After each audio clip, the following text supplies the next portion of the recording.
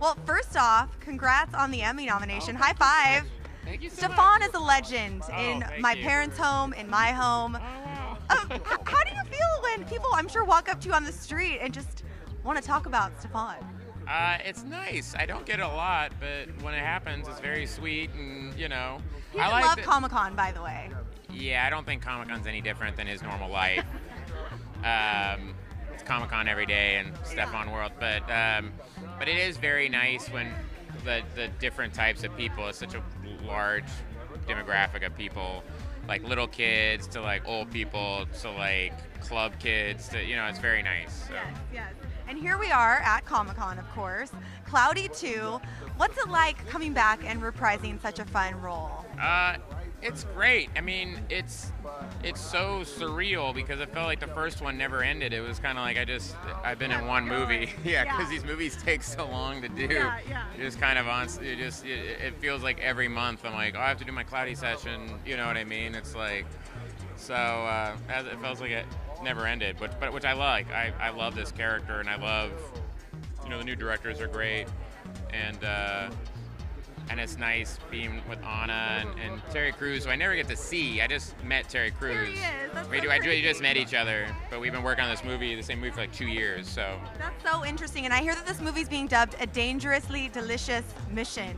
How would you describe it? that sounds pretty good. I'll go with that one. Yeah, that's good. Where do we pick up?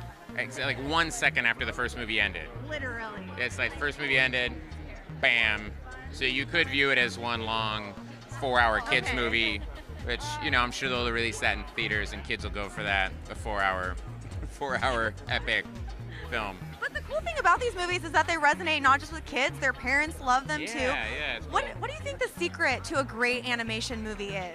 I think don't just make it a good story. It really is like not trying to gear it, like consciously trying to gear it towards kids or gear it towards this or think of in those terms. Just think of that works, that's emotional and that's funny and just make a good story. And that's what I like a lot of animated movies is that they because they take so long to make, you can really focus on the story and the storytelling.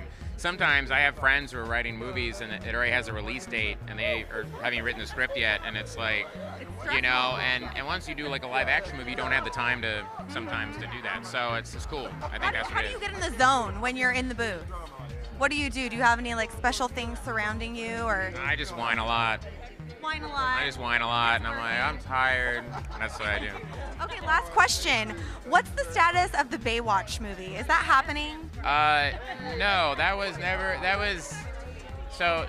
thing. That was Ben Grant and Tom Lennon wrote a movie. They're very funny guys, and then they I think did an interview about it, and then they did an interview about something else, and they mentioned it, and they said, oh, they like me to play a part in it. A compliment. A huge compliment, because I think those guys are really funny, but I haven't read it or anything, and I think it got misconstrued as like I was starring in it and stuff.